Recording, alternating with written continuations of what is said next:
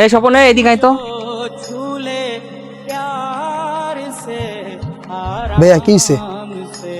কি রে তুই এনে কি করতেছস? তুই না প্রাইভেট আছে তোর? ভাই প্রাইভেট পড়ে আইছি। আচ্ছা ঠিক আছে, যা বাসায় যা।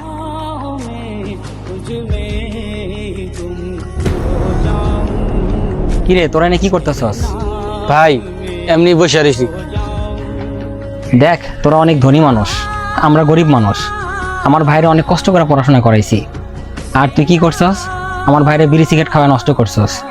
নেক্সট টাইমে যখন দেখি তোরা আমার ভাইয়ের সাথে না চলতে, বলে গেলাম। এ আব্বা, তোমার বড় পোলা কই? কি হয়েছিল বাবা স্বপন? তোমার পোলার জিঙ্গা বড় পোলারে কি হইছে? আমি আবার কি করলাম?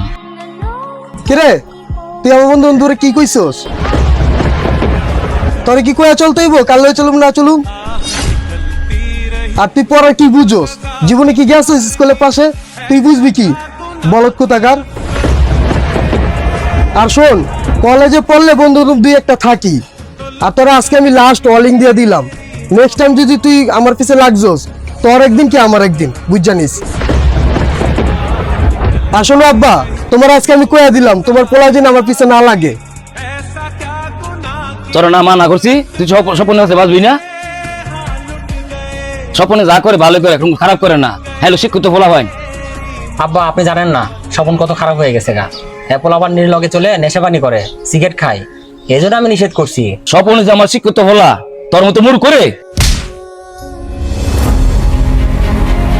বাবা তুমি আমার না বুঝে মারলা, দেখবা একদিন তুমি ঠিকই পস্তাইবা।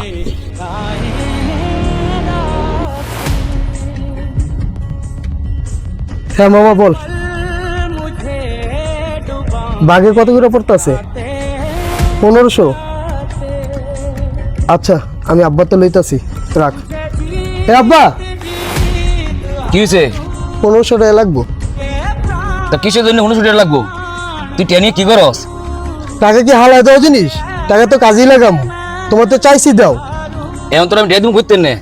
কালকে তোর প্রাইভেট পড়ার লেগে তোর 1900 টাকা দিছি, পিকনিকে যাওয়ার লেগে তোর 500 টাকা দিছি। তোর দিনের চাইতে বাড়তি আছে, আমি টাকা ভামু কই? চাহিদা তো বাড়বই, এখন আমি বড় হইতাছি না। 500 টাকা দিয়ে কি চলা যায়? 500 টাকার হিসাব চাও। তুই এত টাকাতে কি করস? আর তোর আমি টাকা উঠে দিয়ে পারবো না। এত কথা শুনতে চাই না।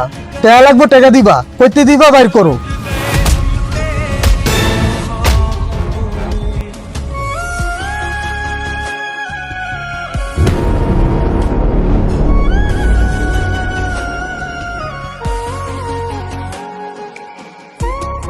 কেবল শিক্ষিত হওয়ার মানুষ হওয়া এক নয়, সঠিক মানবিক মূল্যবোধ বিবেক না থাকলে উচ্চশিক্ষিত মানুষও অপরাধের সাথে জড়িয়ে পড়তে পারে। তাই শিক্ষিত হওয়ার পরেও মানবিক মূল্যবোধ প্রয়োজন।